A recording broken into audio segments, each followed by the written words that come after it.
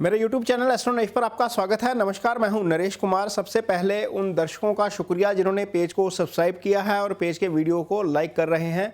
यदि आप पेज पर नए आए हैं तो इसे सब्सक्राइब जरूर करिए और यदि कंटेंट अच्छा लगता है तो इसे शेयर ज़रूर करिए। आज बात करेंगे शनिदेव की।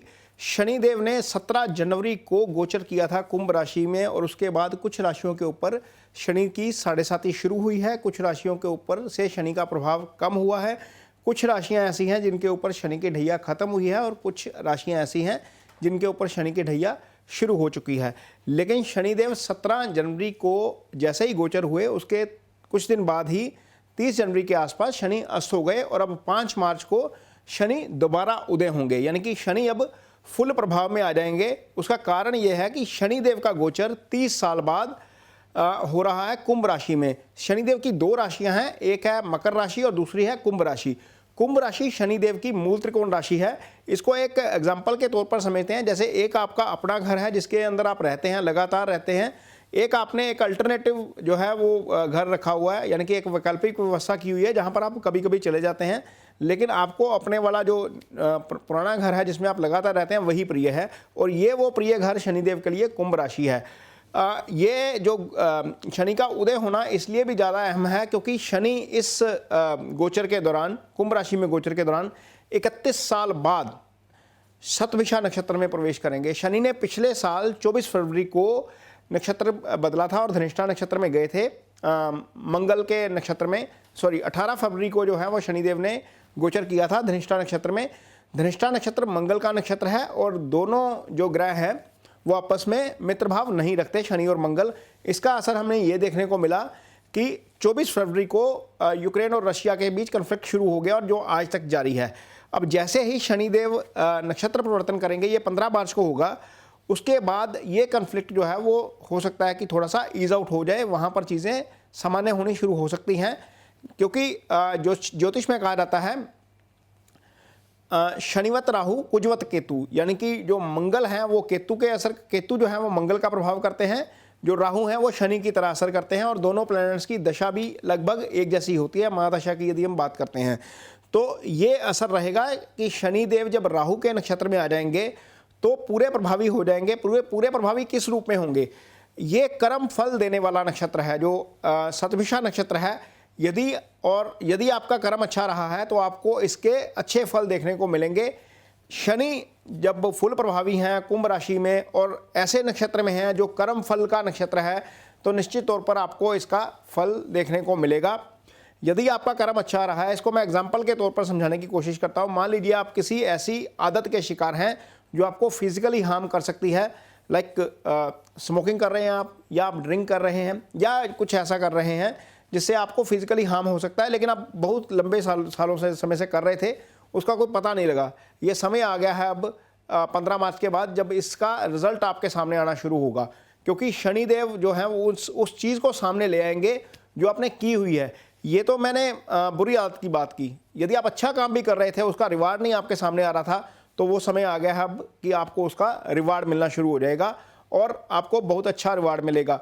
ये इसका प्रभाव जो है वो ओवरऑल रहेगा कुंभ राशि में गोचर के दौरान। 15 अक्टूबर तक शनि इसी नक्षत्र में रहेंगे। इसके बाद रेट्रोग्रेशन में जाकर फिर धनिष्ठा में जाएंगे, फिर 24 नवंबर को जाकर दोबारा शतभिषा में आएंगे और करीब आगे इसी नक्षत्र में चलेंगे। इस नक्षत्र में रहने के दौरान शनिदेव कर्म का फल करेंगे।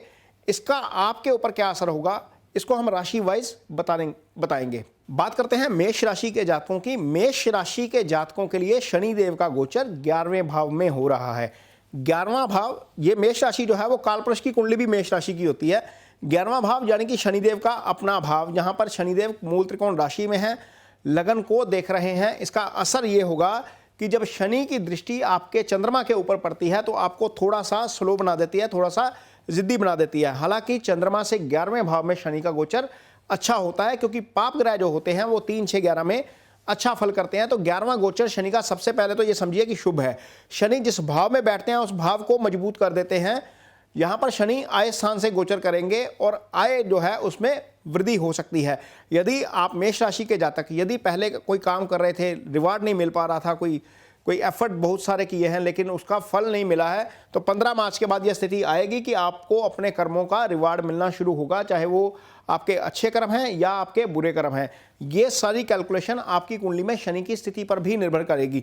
यदि आपकी कुंडली में शनि देव की महादशा चल रही है, अंतर्दशा चल रही है, तो आपको ये बहुत अच्छा फल करेगा, क्योंकि शनि आपकी कुंडली में कर्म स्थान के भी स्वामी हैं और आय भाव के भी स्वामी हैं। सबसे पहले तो इन दो घरों का फल करेंगे, जिन चीज़ों के कारक शनि हैं उनका भी फल करेंगे। तो इसलिए मेष राशि के जातकों के लिए शनि देव का ये गोचर, यानी कि शनि का उदय होना, क्योंकि शनि अस्त थे इसलिए फल नहीं कर पा रहे थे, अब शनि देव का उदय होना आपके लिए बहुत अच्छा है।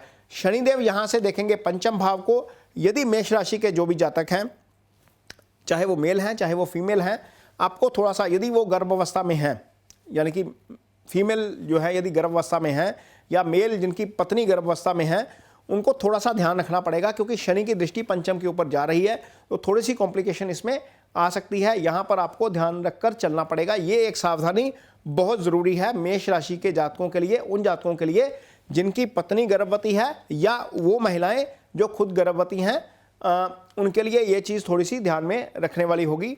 थोड़ा सा यदि ध्यान रखेंगे तो चीज़ें ठीक रहेंगी। शनि की एक दृष्टि जाएगी आपके अष्टम स्थान के ऊपर। अष्टम स्थान क्या है? अष्टम स्थान आपके छुपे हुए धन का भाव है, सडन प्रॉफिट यहीं से आता है। अष्टम भाव जो है वो सीक्रेसी है, अष्टम भाव आपका रिसर्च का भाव है। तो यहाँ पर शनि की दृष्टि से आपको इन चीज़ों में फ़ायदा हो सकता है, क्योंकि शनिदेव का गोचर शुभ है और शनि जो है वो 10वें 11वें भाव के फल करने के साथ साथ आपके उन स्थानों के भी फल करेंगे जहाँ पर शनि देख रहे हैं। और मेष राशि के जातकों को निश्चित तौर पर शनि के उदय होने का बहुत फायदा होगा। शनि अब तक अस्त थे, उन दो भावों के मालिक कर्म स्थान और आय स्थान फल नहीं कर पा रहे थे, लेकिन अब फल करेंगे और अच्छे फल करेंगे। मेष राशि के जातकों के लिए शनि देव का उदय होना एक तरीके से बहुत जो है वो लाभकारी साबित होगा। यदि आपके कर्म अच्छे हैं तो आपको निश्चित तौर पर उसके अच्छे फल जरूर मिलेंगे, क्योंकि शनिदेव 31 साल बाद इस नक्षत्र में आ रहे हैं। इससे पहले 1964 में जो है वो शनिदेव यहीं पर थे, करीब 29 साल बाद 1964 में इसी नक्षत्र में थे। उस दौरान जो घटनाएं हुई लोगों के साथ, यदि आपकी एज ज़्यादा है तो आप उसको ऑब्जर्व कर सकते हैं कि 64 में क्या हुआ था। यदि आपकी एज कम है, युवा है, तो शायद आपको उस चीज़ का अनुभव ना हो, लेकिन जो घटनाएं 30 साल पहले हुई हैं आपके साथ, वो करीब 30 साल, वो आपको दोबारा रिकॉल होंगी, वो चीज़ें कैसी थी, आप इसको अनुभव करेंगे दोबारा लाइफ में। तो ये चीज़ें जो हैं वो शनिदेव के उदय होने का आपको फल जो है मेष राशि के जातकों को मिलेगा। ये वीडियो आपको कैसा लगा, इस पर मुझे अपनी राय ज़रूर दीजिए। यदि ये वीडियो अच्छा लगता है तो उसे शेयर ज़रूर करिए, इसके ऊपर कमेंट ज़रूर करिए। इसके साथ ही मुझे दीजिए इजाज़त। नमस्कार।